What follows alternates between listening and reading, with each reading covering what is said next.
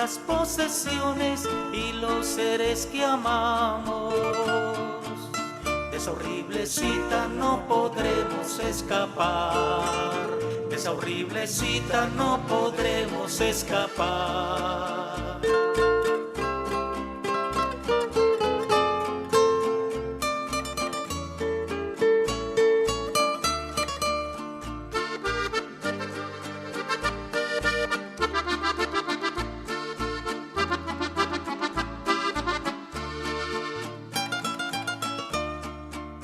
Después de muertos el juicio nos espera y ante su trono los muertos estarán. Con voz de mando te dirá si no le aceptas y malditos al fuego eternal. Todos tenemos una cita con la muerte y todo lo tenemos que dejar. Las posesiones y los seres que amamos, de esa horrible cita no podremos escapar. De esa horrible cita no podremos escapar.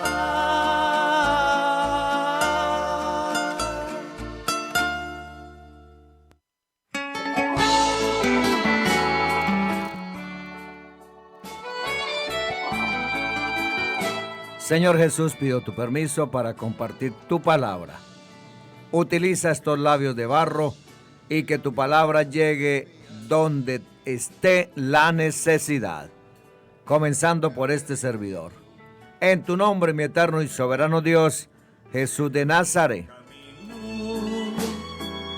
Donde yo anduve perdido, rompido. Dios se proveerá de cordero. Génesis 22, 7. Y habló Isaac a su padre Abraham y le dijo: Padre mío. Y él respondió: heme aquí, hijo mío. Y dijo Isaac: aquí están el fuego y la leña, pero ¿dónde está el cordero para el holocausto?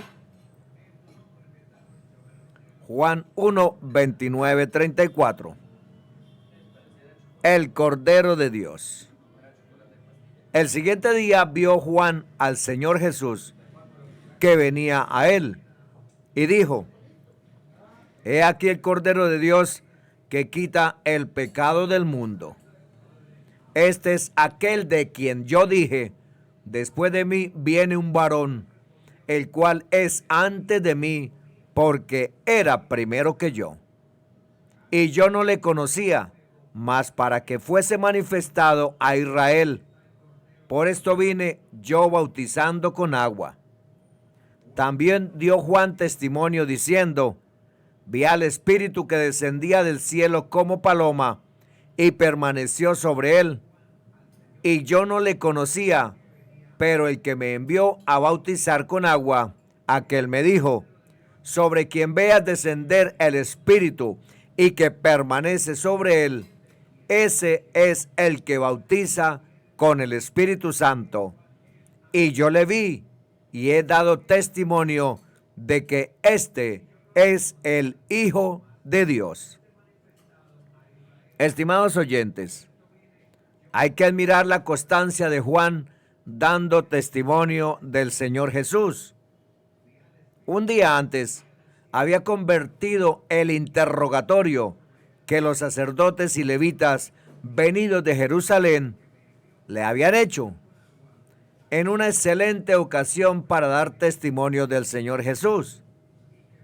En este pasaje, un día después, sigue dando testimonio aprovechando la presencia del mismo Señor entre ellos.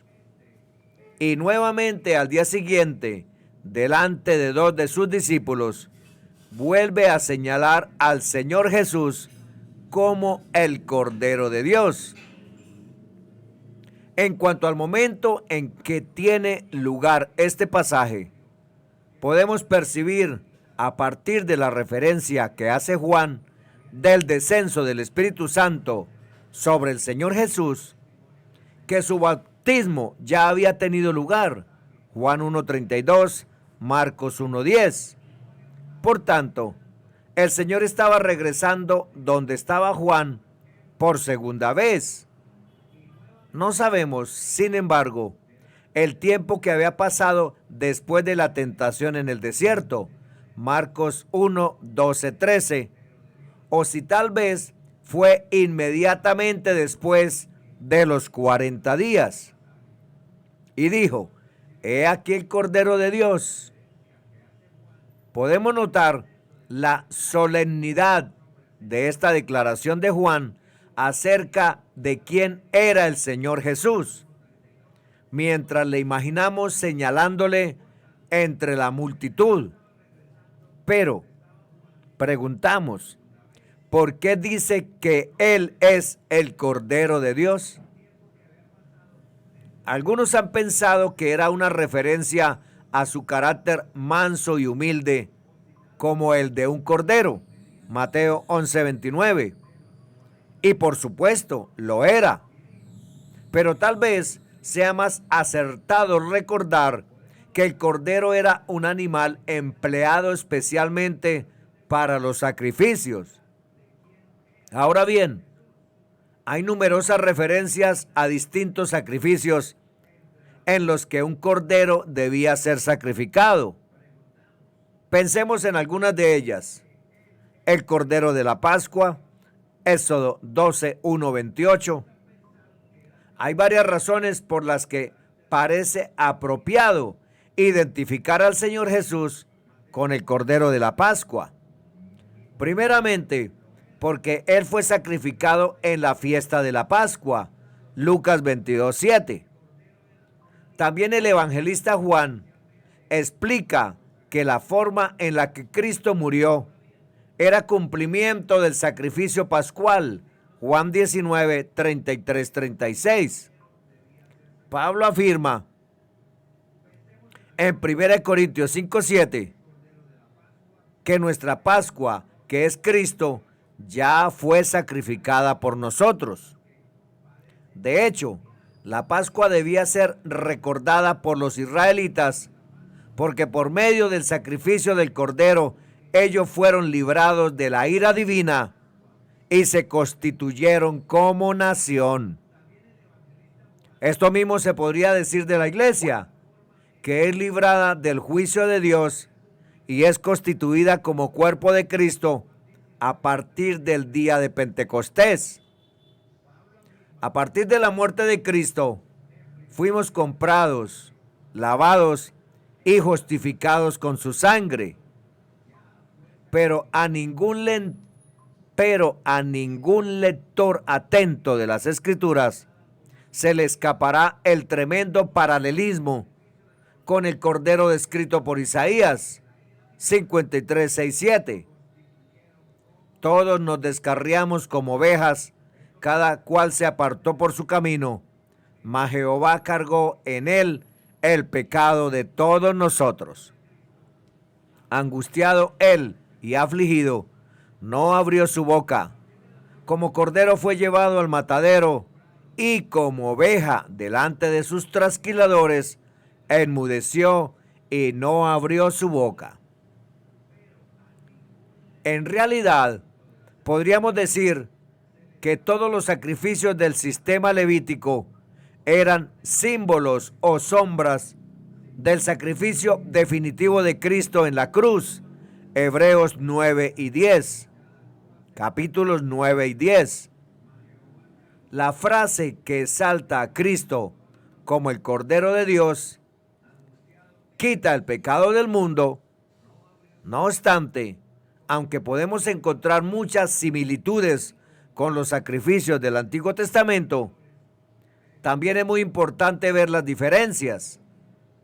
Mientras que en el Antiguo Pacto los animales sacrificados eran muchos, Juan presenta una sola ofrenda que quita el pecado, el Cordero de Dios.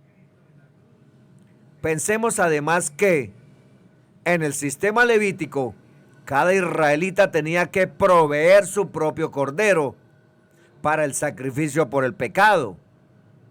pero ahora es Dios mismo quien provee la víctima. Cristo es el Cordero de Dios. Dicho sea de paso, nos recuerda cuando en Génesis 22, 7, 8, Isaac inquiere a Abraham: ¿dónde está el cordero para el holocausto? Y su padre le responde: Dios se proveerá de cordero para el holocausto. Otra diferencia importante era que la sangre de los animales sacrificados solo podían expiar o cubrir los pecados, mientras que Cristo quita el pecado. Hebreos 10:4, porque la sangre de los toros y de los machos cabrios no pueden quitar los pecados. Primera de Juan 3:5, y sabéis que Él apareció para quitar nuestros pecados. Los sacrificios levíticos servían para una sola persona por un pecado concreto, en tanto que el sacrificio de Cristo tiene un alcance universal: quitar el pecado del mundo entero. El objeto de esta salvación son hombres de toda tribu, pueblo y nación. Esto fue lo que profetizó el sumo sacerdote acerca del Señor Jesús. Juan 11, 51, 52. Esto no lo dijo por sí mismo, sino que como era el sumo sacerdote aquel año, profetizó que el Señor Jesús había de morir por la nación. Y no solamente por la nación, sino también para congregar en uno a los hijos de Dios que estaban dispersos. El pago que hizo en la cruz fue más que suficiente para cubrir las deudas de todos. Su expiación fue suficiente para toda la humanidad, aunque solo es efectiva para los que creemos. Evidentemente, los judíos no esperaban un Mesías de ese tipo. De hecho, a los mismos discípulos les costó mucho entender que el Señor Jesús era el Cordero de Dios que quitaba el pecado del mundo. Ellos no pensaban en un Mesías sufriente. Ellos pensaban en un guerrero conquistador que recuperara el reino de Israel del dominio extranjero. Ellos tenían una imagen del rey David, del rey Salomón. Y dentro de sus prioridades no estaba la salvación del pecado, sino el exterminio o derrota de sus enemigos romanos. Finalmente fue rechazado por el pueblo que, viendo las maravillas, prodigios y milagros, no quisieron aceptar que Dios había enviado consolación a Israel, sino que esperaban la restauración de la nación con violencia. Preguntamos, ¿por qué es necesario que haya un sacrificio para quitar el pecado? Encontramos la respuesta en varias citas. Romanos 6:23, porque la paga del pecado es la muerte. Hechos 9:22, sin derramamiento de sangre no se hace remisión. La esencia de los sacrificios en el Antiguo Testamento era el principio de sustitución, es decir, colocar una cosa en lugar de otra. Cristo vino a hacer por el hombre algo que éste no podía hacer por sí mismo, algo que es esencial para la felicidad del hombre: quitar el pecado, ser perdonado del pecado. Como nuestros parientes redentor, Él tomó nuestro lugar. El Señor Jesucristo tomó tu lugar, estimado amigo. El Señor Jesucristo tomó tu lugar, estimada amiga. La religión insiste en que la persona debe cargar con su propio pecado y expiarlo con buenas obras. Pero si yo tengo que cargar con mi propio pecado, entonces estoy perdido completamente, condenado. Sin embargo, si Cristo carga con mi pecado, podré salvarme gracias a Él, gratuitamente, porque Él ya pagó. Cuanto más insiste el hombre en redimirse por sus propias obras, peor es el resultado. Pensemos por unos momentos en la misión que el Señor Jesucristo asumió al venir a este mundo. Quitar el pecado del mundo. ¿Cómo podemos medir tan inmensa carga? ¿Cuánto dolor le causaría a aquel que es perfecto en grado sumo llevar sobre sí la culpabilidad de todo el mundo? Nadie en este mundo, ni santo, ni profeta, ni ángel, ni arcángel, sería capaz de algo semejante. Tenía que ser el mismo Hijo de Dios quien lo hiciera. Preguntamos, ¿cuál es el pecado al que se refiere que vino a quitar? El pecado fundamental de vivir sin Dios, ignorando al Creador como si no existiera, separado de la comunión con Dios por sus iniquidades. Juan Bautista había dado un testimonio similar antes sobre el que había de venir, que era antes que él. Este es aquel de quien yo dije. Podemos verlo en Juan 1, 15, 27.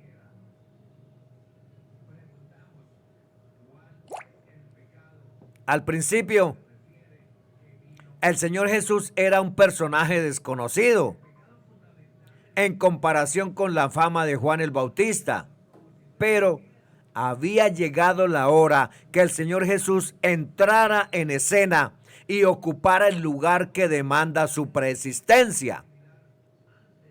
En ese momento, Juan se apartaba para darle paso al Mesías, al Cordero. Él mismo lo describió de forma muy acertada.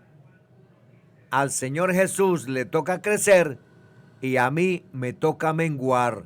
Juan 3:30.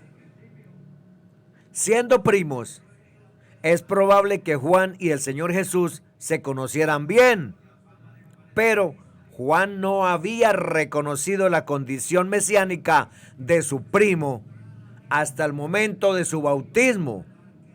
De ahí que diga esto, y yo no le conocía. Se ve claramente en el contexto que aquí se hace referencia a algo más allá que un mero conocimiento físico. El Bautista confiesa que le tuvo que ser revelado de lo alto que el Señor Jesús era el Mesías, el Cristo, el Cordero de Dios. En este sentido no lo había conocido. Juan no lo conocía porque todavía no había visto ninguna de sus señales. Sin embargo, cuando nuestro Señor se presentó ante Juan para que lo bautizase, éste le dijo: yo necesito ser bautizado por ti, y tú vienes a mí. Mateo 3:14. Estas palabras nos dejan ver que sí conocía al Señor Jesús antes de ese momento y que de hecho entendía que su vida de santidad era muy superior a la de Juan, a la de él mismo.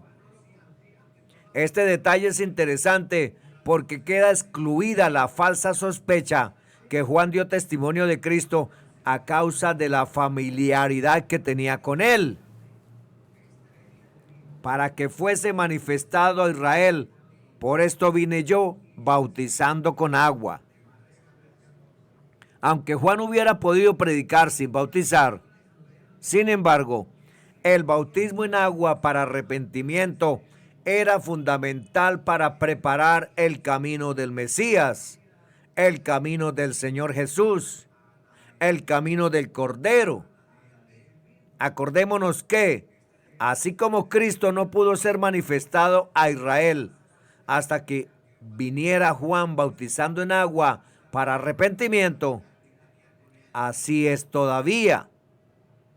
Solamente cuando haya habido arrepentimiento y confesión de pecado, lo cual era significado por la sumisión al bautismo de Juan el Bautista, está el pecador preparado para recibir al Salvador.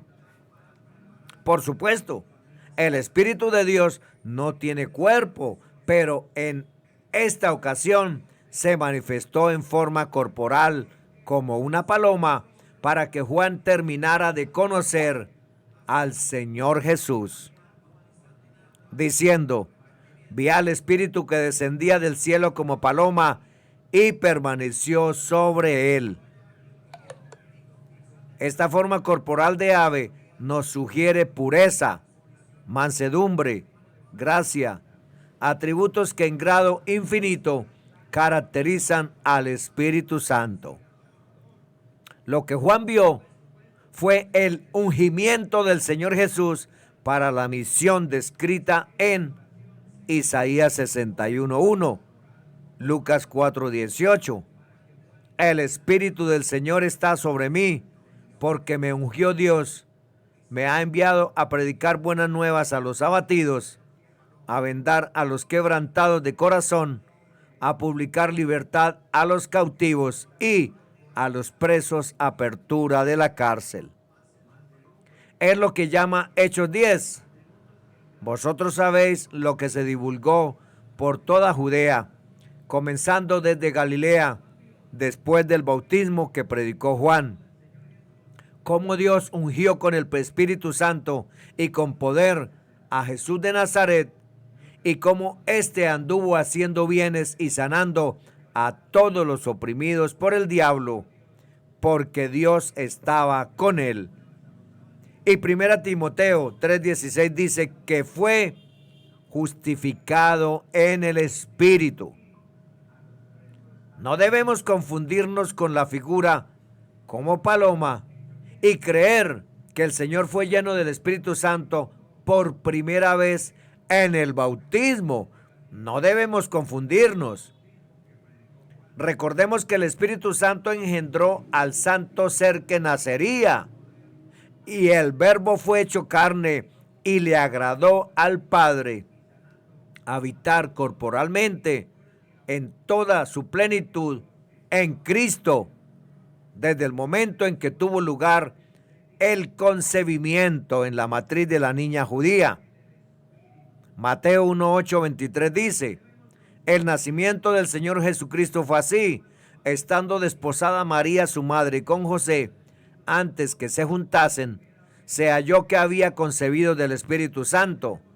José su marido, como era justo y no quería infamarla, quiso dejarla secretamente.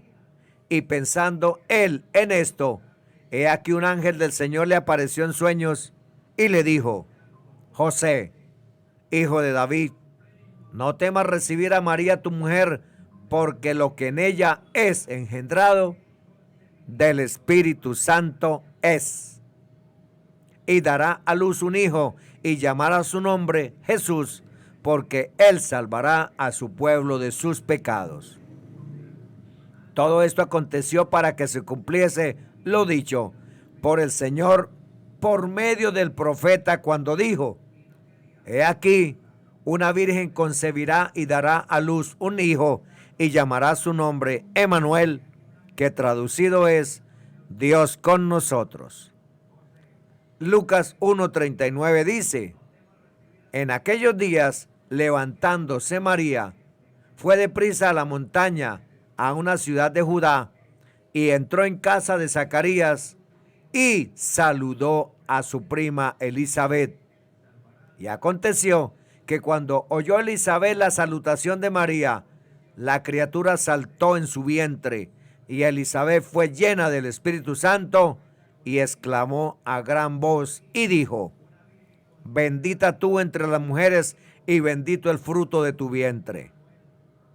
¿Por qué se me concede esto a mí? Que la madre de mi Señor venga a mí. Porque tan pronto como llegó la voz de tu salutación a mis oídos, la criatura saltó de alegría en mi vientre. Y bienaventurada la que creyó, porque se cumplirá lo que le fue dicho de parte del Señor.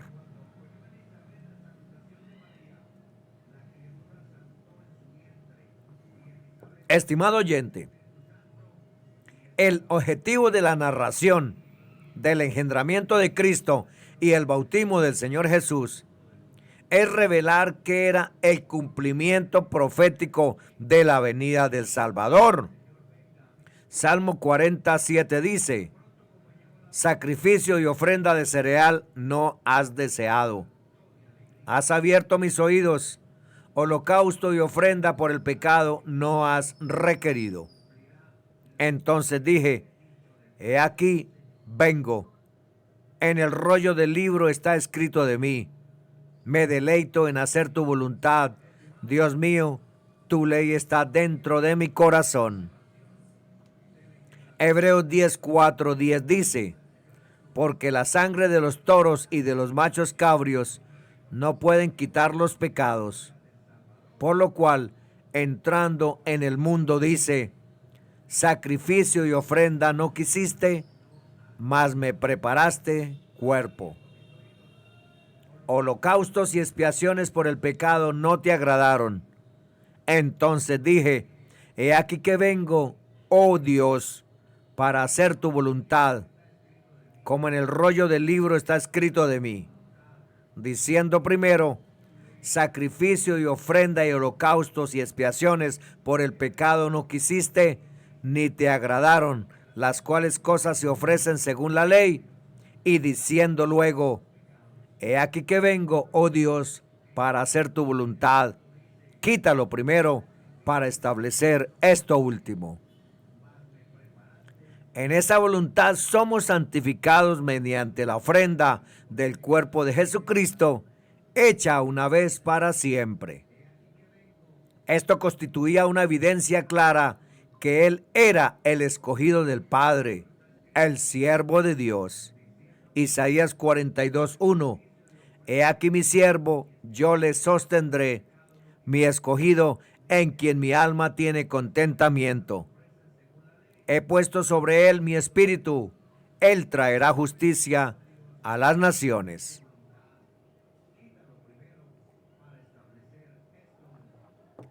Le señala como aquel que no solo era con Dios, sino que era Dios.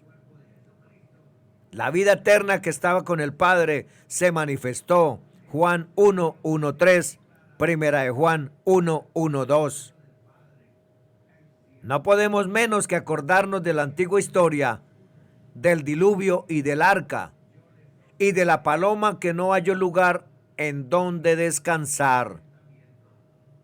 Aquí al final había un hogar en que el espíritu, manso como paloma, podría ser su morada. La paloma, con una ramita de olivo en el pico, había sido para Noé la señal que la tierra había emergido ya sobre las aguas del diluvio tras la ira de Dios y tenía vida.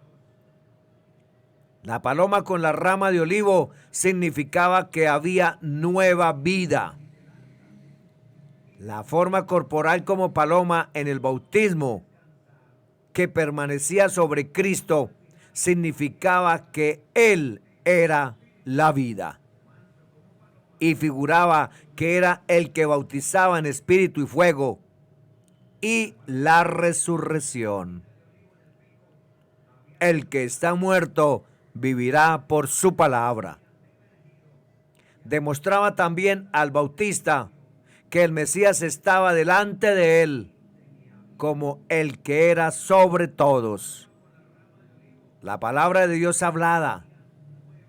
La palabra de Dios hablaba, y el que obraba por el dedo de Dios, porque Dios era con él.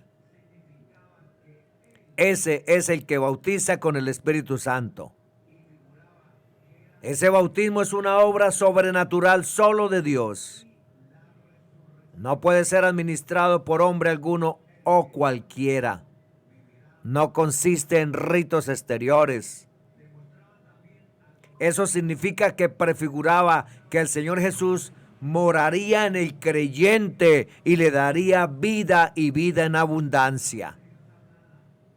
El bautismo en agua era externo, mientras que el del Espíritu es interno.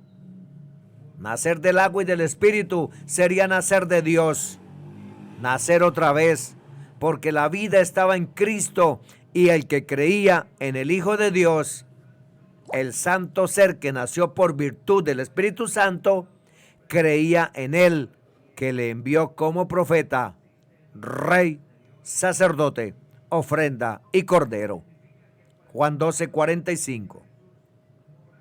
Juan había dicho que él bautizaba con agua, Juan 1:26, haciendo resaltar que después de todo existía una enorme diferencia entre lo que él estaba haciendo y lo que haría el Mesías. Si antes había afirmado que el Señor Jesús es el que quita el pecado, ahora anuncia una verdad absoluta: bautiza con el Espíritu Santo. Eso significa que durante su ministerio público estaba con los suyos, pero después que ascendió y vino cumpliendo la promesa del Padre, moraría en los suyos. Mateo 28:20, Juan 14:15-18 dice: si me amáis, guardad mis mandamientos. Y yo rogaré al Padre y os dará otro consolador para que esté con vosotros para siempre, el Espíritu de verdad, al cual el mundo no le puede recibir, porque no le ve ni le conoce, pero vosotros le conocéis, porque mora con vosotros y estará en vosotros. No os dejaré huérfanos, vendré a vosotros. Esto nos da una visión completa de su obra a favor del hombre, perdón y regeneración. Esto tuvo su cumplimiento en Hechos 2:1-42. El testimonio de Juan el Bautista, después que el Señor Jesús salió del agua, y cuando la forma corporal de paloma vino sobre él y permaneció, dice: y yo le vi y he dado testimonio que este es el Hijo de Dios. Encontramos aquí el eco del testimonio del Padre en el bautismo, Marcos 1:11. Este testimonio de Juan está en perfecta armonía con el propósito del Evangelio, Juan 20:30-31. Esta expresión se refiere al Señor Jesucristo como el Hijo de Dios en el sentido más elevado en que se puede usar este término. Expresa nuestra comunión verdadera con el Padre y su Hijo Jesucristo, Juan 1:18. No que haya dos o tres seres divinos componiendo un Dios, sino que el Verbo que era en el principio con Dios se manifestó. El Verbo hecho carne es Dios con nosotros, Dios manifestado en carne. Nadie que no fuera Dios podría bautizar con el Espíritu Santo. El testimonio de Juan se refiere a verdades de trascendental significado. Que sea el Hijo de Dios nos habla de su grandeza. Es el heredero de todas las cosas. Que sea el Cordero de Dios nos habla de su humillación. Es el Hijo del Hombre que regirá a las gentes. Que sea la vida y la luz de los hombres nos habla que todas las cosas fueron hechas por medio de Él y sin Él nada de lo que ha sido hecho fue hecho. Juan 1:3. Bendiciones para todos. En el nombre que es sobre todo nombre, Jesús de Nazaret.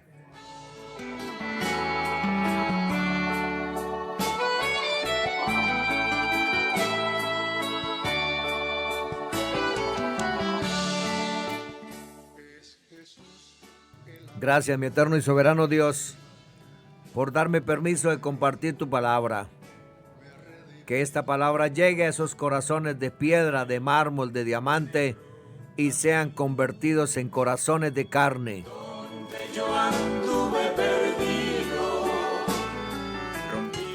Gracias porque tu palabra llegará donde está la necesidad. Que a mí me acaba.